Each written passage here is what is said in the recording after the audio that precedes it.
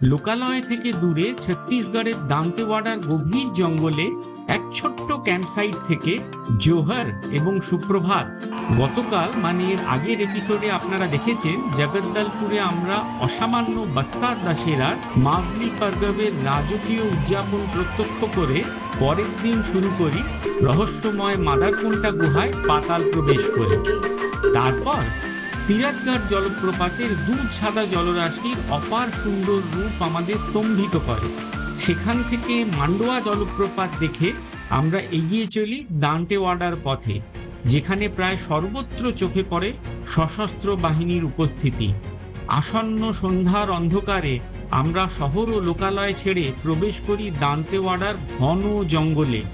গন্তব্য একটা camp site, যেখানে রাতের অতিথি আমরা মোটে দুজন। ঢোলকাল জঙ্গল ক্যাম্পে আমরা কেন এলাম সিদ্ধিদাতার এক আশ্চর্য রূপের দর্শন করতে, যা মনে হয় বাংলা ব্লগে আগে কখনো দেখানো হয়নি। এছাড়া আরো ঐতিহাসিক মন্দির ও জলপ্রপাত তো থাকছেই। পুরো পর্বটি দেখার ও আমাদের চ্যানেলটি সাবস্ক্রাইব করবার অনুরোধ রইল। চলুন শুরু করা যাক।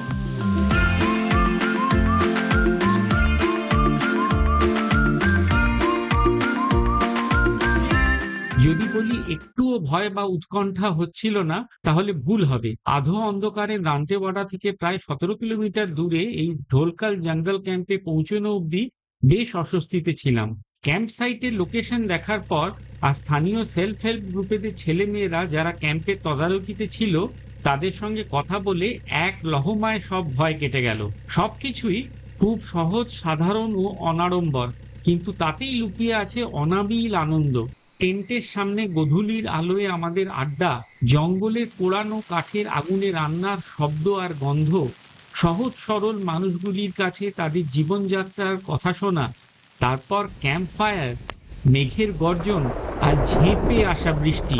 পাতার একটা বাটিতে দেয়া সদ্য নামানো ভাত, ডাল আর তরকারি স্বাদ বোধহয় সেদিন অমৃতর থেকেও ভালো ছিল। সত্যি বলতে সেদিন আমরা খালি দুজন গেস্ট হওয়াতে খাতির একটু বেশিই হয়েছিল। আমরা মুহূর্তগুলি এতটাই উপভোগ করছিলাম যে ক্যামেরা প্রায় হাতেই নেওয়া হয়নি। এই রাতের স্মৃতি আমাদের সারা জীবন মনে থাকবে। রাতে তোফা ঘুমের পর সকালে পাখির ডাকে ঘুম ভাঙলো। আমরা সকাল 8টার মধ্যে তৈরি হয়ে ব্রেকফাস্ট সেরে একদম ট্রেকের জন্য রেডি। বাঁদিকে ক্যাম্প সাইটে কুকিং কাম ডাইনিং এরিয়া।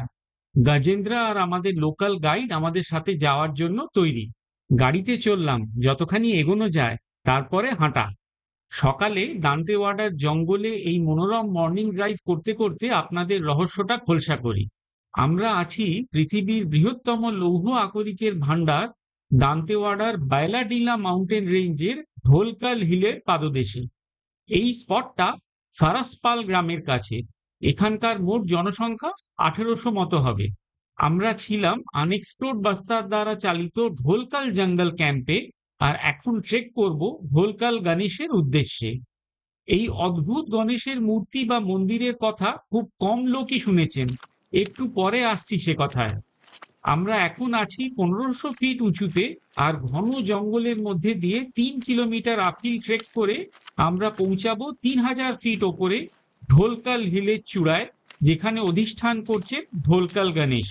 ট্রেকটা বেশ শক্ত, প্রথমে কিছুটা সমতল হলেও ভালো চড়াই, আর লাস্ট 100 মিটার তো একদম খাড়া পাথরের 90 ডিগ্রি আপিল ক্লাইম।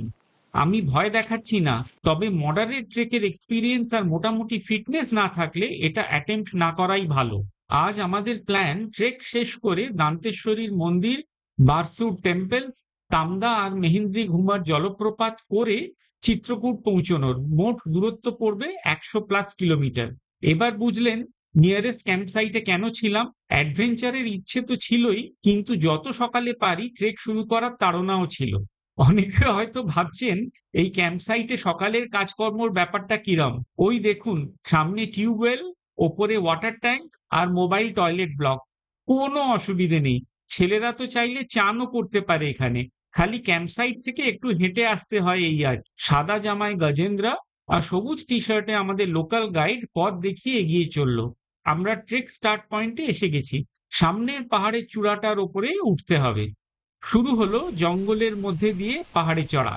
রাস্তা বেশ পেছল হলেও ট্রেকের প্রথম দিকটা বেশ এনজয়েবল। দেখুন কেমন দোল খাচ্ছে, কিন্তু তারপরেই আসল খেলা চালু। টিপটিপ বৃষ্টি পড়ছে, খাড়া রাস্তা, কাদামাখাও বেশ পেছল, তার সঙ্গে মুখের ওপর পোকামাকড়ের উপদ্রব। জঙ্গল আমাদের গ্রাস করছিল, কিন্তু আমাদের উদ্যমের কোনো অভাব ছিল না। আবহাওয়ায় আর্দ্রতা বেশি হওয়ায় বেশ ঘাম আর অস্বস্তি হচ্ছিল, আর এর সঙ্গে সমানে চড়াইতে ওঠা, তাই একটু পরে পরেই ক্লান্ত হয়ে পড়ছিলাম আর বিশ্রাম নিতে হচ্ছিল। ঢোলকাল গণেশ ছত্তিশগড়ের বিজাপুর জেলায় একটা পাথরের ঢিপি জেলার সীমানা, পেছনে দান্তেওয়াড়া, আর আমি প্রবেশ করলাম বিজাপুরে। অবশেষে এসে পড়লাম একটা খাড়া পাথরের দেওয়ালের সামনে। এখান থেকে গণেশ মোটে 100 মিটার দূরে, কিন্তু এই 100 মিটার পাথর বেয়ে সোজা 90 ডিগ্রি ওপরে চড়তে হবে। আমি পারিনি, এখানেই বসেছিলাম। অংশুমান পাথর বেয়ে উঠেছিল। ভয়ে ভয়ে কোনো রকমে পাথর চেপে সোজা 100 মিটার উপরে উঠে এলাম। তারপর তারপর বাকরুদ্ধ হয়েছিলাম কিছুক্ষণ।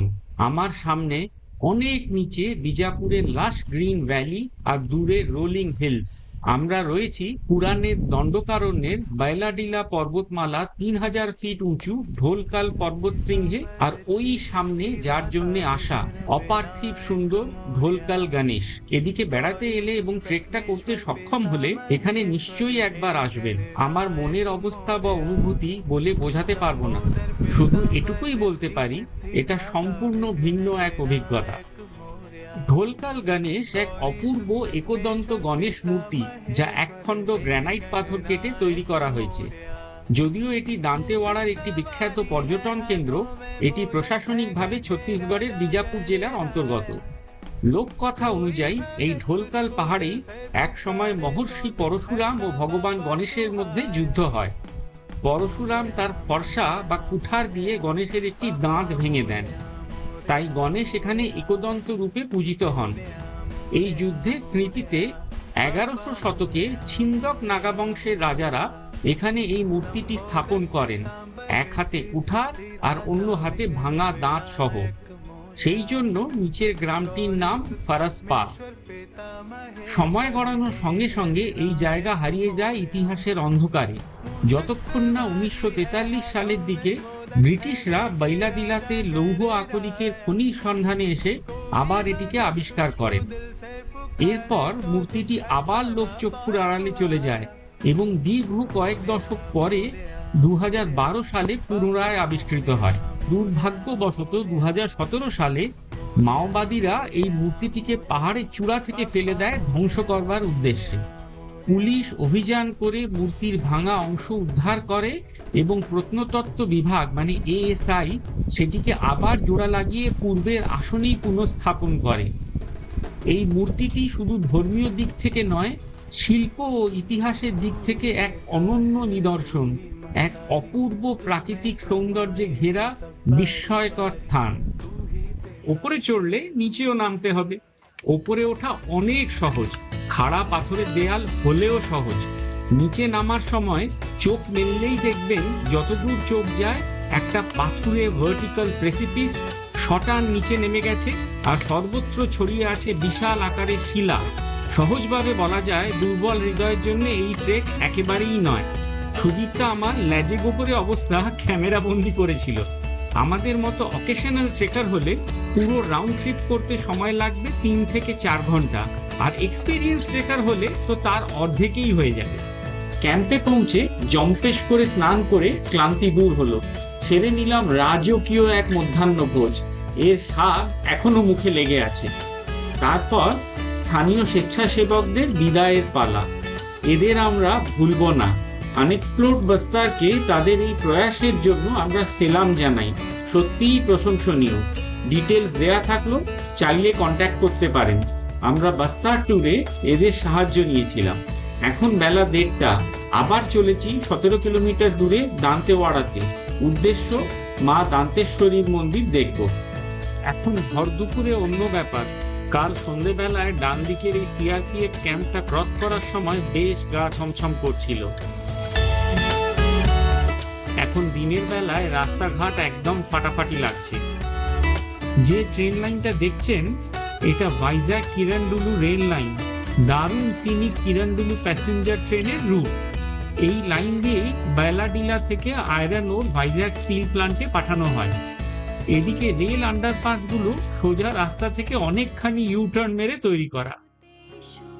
আমরা এসে গেছি মায়ের দ্বারে, মা দান্তেশ্বরী, বস্তারের রাজাদের কুলদেবী। দান্তেওয়াড়া সিটিতে ডাকিনী আর শাকিনী এই দুই নদী সঙ্গমস্থলে রয়েছে 600 বছরেরও বেশি প্রাচীন এই মন্দির। 52 শক্তিপীঠের অন্যতম শক্তিপীঠ, যেখানে সতীর দাঁত পড়েছিল, তাই ইনি মা দান্তেশ্বরী। দান্তেওয়াড়াও এনারই নামে। আজ একাদশীর দিন বেশি ভিড় নেই, তাড়াতাড়ি এবং বেশ ভালো দর্শন হলো। দুপুর 2:30টার সময় আমরা মন্দির থেকে রওনা দিয়ে ডাকিনী নদীর ওপর সেতু পার করে দান্তেওয়াড়া ছাড়লাম। গন্তব্য 32 কিলোমিটার দূরে মন্দির আর পুষ্করিণী শহর বারসুর। আবার পেরোতে হলো বিশাখাপত্তনম থেকে কিরণডুলু রেলওয়ে লাইন। দান্তেওয়াড়া থেকে 12 কিলোমিটার দূরে এলো গিদম, যেখানে আমরা বাঁ দিকে ঘুরে NH-63-তে পড়ে আর একটু এগিয়ে আবার ডান দিকে ঘুরে ধরলাম স্টেট হাইওয়ে 5। এই রাস্তাতেই 20 কিলোমিটার দূরে বারসুর। পুরনো বস্তারের প্রভাব ও ক্ষমতার কেন্দ্রবিন্দু 147টি মন্দির পরিবেষ্টিত বারসুর পৌরাণিক কাহিনী, পুরানো ইতিহাস ও প্রত্নতাত্ত্বিক স্থাপত্যের এক বিরল সংমিশ্রণ। পৌরাণিক কাহিনী অনুযায়ী বালির পুত্র শিব ভক্ত অসুর বানাসুর এই বারসুর বা বারাসুরুর প্রতিষ্ঠাতা। 850 খ্রিস্টাব্দের আশেপাশে এই অঞ্চলে গঙ্গাবংশী রাজাদের শাসনের ইতিহাস পাওয়া যায়। বারসুর ছিল তাদের রাজধানী। একাদশ শতাব্দীতে এখানে ছিন্দক নাগাবংশীয় রাজাদের আধিপত্য স্থাপন হয়। সেই সময় এখানে বহু মন্দির ও হ্রদ নির্মাণ করা হয়। কাকাতীয় রাজাদের সঙ্গে যুদ্ধে নাগাবংশীয় রাজারা পরাজিত হলে বারসুরের গৌরব ক্রমে হ্রাস পায়। এখন মূলত 4টি মন্দিরের ধ্বংসাবশেষ, যেমন বত্তিসা, চন্দ্রাদিত্যা, গণেশ ও মামা ভাঞ্জা এখানকার প্রধান আকর্ষণ। বেলা 3টের সময় আমরা এসে পড়লাম বত্তিসা মন্দিরের দোরগোড়ায়। আমরা দাঁড়িয়ে রয়েছি আর্কিওলজিক্যাল সার্ভে অফ ইন্ডিয়া দ্বারা সুরক্ষিত বিখ্যাত বত্তিসা মন্দিরের সামনে। এটি একাদশ শতাব্দীর প্রাচীন শিব মন্দির। শিলালিপিতে পাওয়া তথ্য অনুযায়ী নাগাবংশী রাজা সোমেশ্বর দেবের মহারানী গঙ্গা মহাদেবী মন্দিরটি আনুমানিক 1209 খ্রিস্টাব্দে প্রতিষ্ঠা করেন। মন্দিরটির 2টি গর্ভগৃহ আছে আর রয়েছে 32টি পাথরের স্তম্ভের ওপর ভর দেয়া এক বিশাল মণ্ডপ, তাই এর নাম বত্তিসা। শিব মন্দিরে যেমন নন্দী থাকে, এখানেও রয়েছে। এই প্রাচীন মন্দিরের ইতিহাস ও স্থাপত্যশৈলী মন কেড়ে নেয়।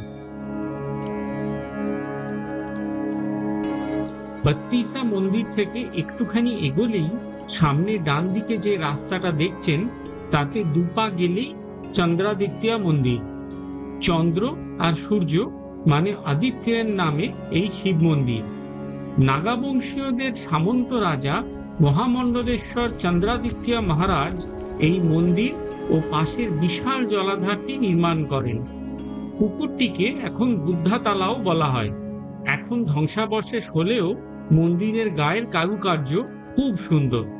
বত্তিসা মন্দির থেকে 900 মিটার এগুলেই আসবে একটা ছোট্ট চৌমাথা, যার বাঁ দিকে ঘুরলে গণেশের মন্দির আর ডান দিকে ঘুরলে মামা ভাগ্নে মন্দির। গণেশ মন্দির বত্তিসা থেকে মাত্র 1 কিলোমিটার দূরে।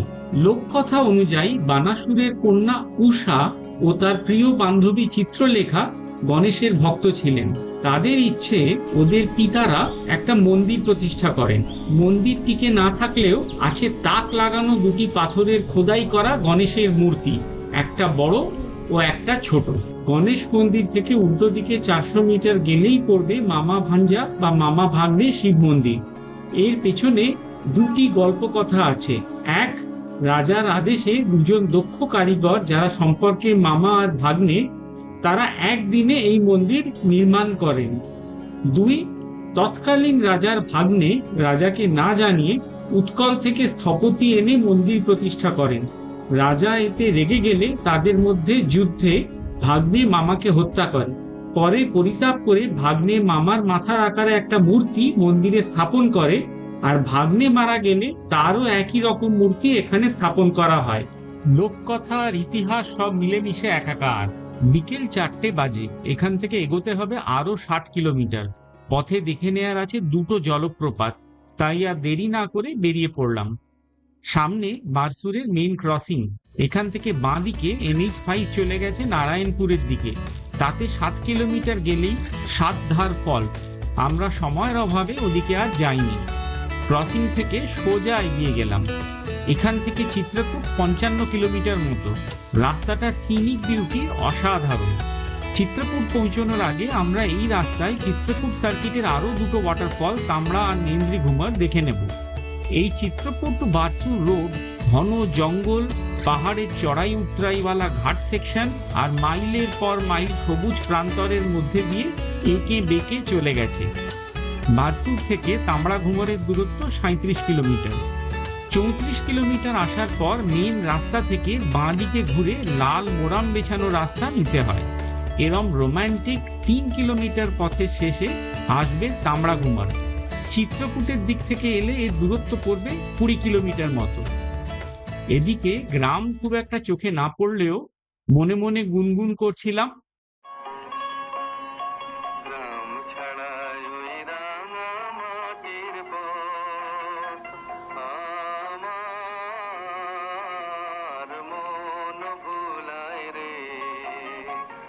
বিকেলের পড়ন্ত আলোয় সেটিংটা অদ্ভুত সুন্দর লাগছিল। পার্কিং থেকে এগোলেই এসে যাবেন তামড়া ঘুমারের সামনে। এটা টেকনিক্যালি পেরেনিয়াল ফলস, মানে বছরের সব সময় জল থাকে, তবে মনসুন আর পুজোর সময় মানে অক্টোবর অবধি ভালো জল পাবেন। মনসুনে ঘোলাটে আর পুজোর সময় সাদা। খেয়াল রাখবেন জায়গায় জায়গায় কিন্তু বেশ পেছল। ইন্দ্রাবতী নদী 100 ফিট নিচে আছড়ে পড়ে তৈরি করেছে প্রকৃতির এই মহিমা। লক্ষ্য করুন জলের পেছনে পাথরের রং লাল। বাস্তারি ডায়ালেক্টে তামড়া মানে লাল আর ঘুমর হলো জলপ্রপাত। আশপাশটা ভয়ানক সুন্দর। ডাকাবুকো হলে ছড়ানো বোল্ডারগুলোর ওপর পা ফেলে নিচে নামার রাস্তা আছে ওই পুলটার কাছ অব্দি। এই অঞ্চলে বর্ষায় প্রচুর ময়ূর দেখতে পাওয়া যায়, তাই এই ফলসের আরেক নাম ময়ূরা ঘুমার। এই শান্ত সবুজ নির্জন ভ্যালিতে বিশাল জলপ্রপাতের অবিরাম গর্জন এক অপরূপ ছন্দের সৃষ্টি করেছিল। তামড়া ঘুমার থেকে মেইন রোড 3 কিলোমিটার, আর সেখান থেকে আরো 3 কিলোমিটার চিত্রকূটের ডিরেকশনে গেলে একদম মেইন রোডের উপরেই পড়বে মেন্দ্রি ঘুমার। দুটো ফলসের ডিস্টেন্স 6 কিলোমিটার। মেন্দির গ্রামের কাছে এই ফলস চিত্রকূট থেকে 14 কিলোমিটার দূরে। এখানে কিন্তু টেন্ট সেট আপ করা হয়। আনএক্সপ্লোরড বাস্তারের ফগ ভ্যালি ক্যাম্প, যা শীতের মরশুমে এখানকার প্রধান আকর্ষণ। এটা সিজনাল ফলস, খালি বর্ষাকালে জল থাকে। এখন আর্লি অক্টোবরেও প্রায় জল নেই। মেন্দ্রি ঘুমার কিন্তু আরো উঁচু, প্রায় 150 ফিট নিচে জল আছড়ে পড়ছে। জল তেমন না থাকলেও সামনে আছে দিগন্ত বিস্তৃত এক স্বপ্নের ভ্যালি, যা শীতের সকালে কুয়াশায় ঢেকে থাকে। সকালে ভ্যালির মধ্যে ফগের লুকোচুরি খেলা দেখতে বহু পর্যটক রাতে ফগ ভ্যালিতে ক্যাম্প করেন। চারিপাশের পরিবেশটার ওপর খালি একটু নজর দিন। বিশাল প্রকৃতির মধ্যে হরিহর আত্মার মতো মিলিয়ে যাওয়া রাস্তা, যেন এই গধূলি লগ্নে রহস্যময় নিশির ডাক। ঘরে আর ফিরতে ইচ্ছে করছিল না। মেন্দ্রি ঘুমার থেকে 8 কিলোমিটার দূরেই সেই ক্রসিং, যেখানে বারসুর চিত্রকূট রোড জগদ্দলপুর চিত্রকূট রোডের সঙ্গে মিশেছে। এই মোড় থেকে বাঁ দিকে 6 কিলোমিটার গেলেই চিত্রকূট ফলসের মেইন ভিউইং পয়েন্ট। দাঁড়ান, বাঁ দিক বললাম তো, আমরা ডান দিক ঘুরে আবার জগদ্দলপুরের দিকে যাচ্ছি কেন? পথ ভুল করলাম নাকি? যা বাবা, সেই রাস্তাও ছেড়ে তো আবার বাঁ দিকে টার্ন নিলাম। কি যাতা হচ্ছে! সামনে নিচে বয়ে চলেছে ইন্দ্রাবতী নদী। আমরা ইন্দ্রাবতী নদী ক্রস করছি, যে ইন্দ্রাবতী আর একটু দূরে গিয়ে তৈরি করবে ভারতের নায়াগ্রা। গুগল মামা যখন গাইড করছে পথ ভুল করিনি নিশ্চয়ই। গুগল আবার তার ভেলকি দেখাচ্ছে না তো? যাচ্ছি কোথায়? আরে ওই তো সামনে আবার নদী চোখে পড়ছে। আমরা ফিরে এসেছি ইন্দ্রাবতীর তীরে, তবে নদীর অন্য পারে। রাস্তাটা বেশ নদীর পাশ দিয়ে চলেছে। সামনে ওগুলো সারি দিয়ে টেন্ট, আবার টেন্ট। তার মানে আজ রাতেও ক্যাম্পিং? ইয়েস, আবার ক্যাম্পিং। আমরা ক্যাম্প করছি চিত্রকূটকে অন্য চোখে আর অ্যাঙ্গেলে দেখব বলে। সব দেখাবো আপনাদের। দেরি না করে ঝটপট আমাদের চ্যানেলটি সাবস্ক্রাইব করে পরের এপিসোডগুলি দেখুন। লাইক, শেয়ার ও কমেন্ট করতে ভুলবেন না যেন। আপনাদের মূল্যবান সময়ের জন্য অনেক ধন্যবাদ।